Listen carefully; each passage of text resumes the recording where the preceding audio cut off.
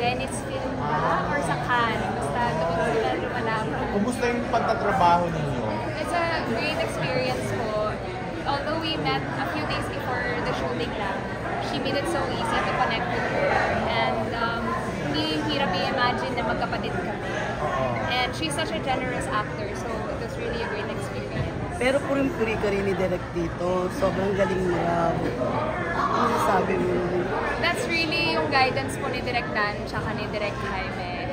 Anything that they put their minds to, they really are able to create a great film, tell a great story. So I have to give the credit to them din kasi sila talaga yung nag-guide sa amin. Kumusta yung experience mo last year with Gitling compared na na-nominate ka sa Gawa Dorian compared to this year na eto ka na naman, may panlaban ka na naman sa Cinemalaya? And then naman po, kasama ko naman yung mga hapo. Oo nga pala, no? Pero hindi ko naman po makakompare kasi both experiences were different.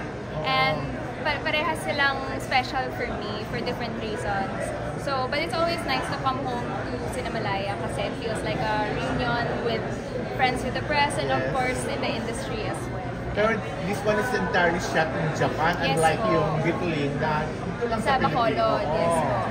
So, kumusta yung experience ng pag-shoot mo sa Japan and working siyempre may mga Japanese crew Yes, doon. oo. Nakakaiba yung experience na to kasi mixed yung crew and yung cast, Hapon and Filipino. So nakakatuwa kasi kahit na hindi kami nagkakaintindihan all the time, nakabuild kami ng community and nakapag-connect pa rin kami kasi we really love the material and we wanted to give our best. So yun, nakabuild kami ng family.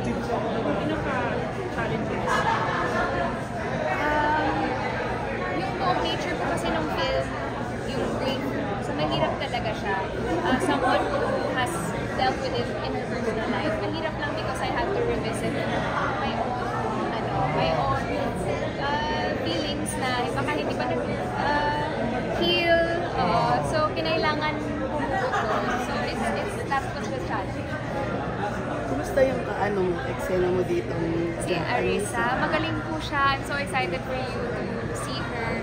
Sobrang husay niya and yun nga po sinasabi kong sobrang generous niya as an actor. So hindi mahirap to share a scene with her.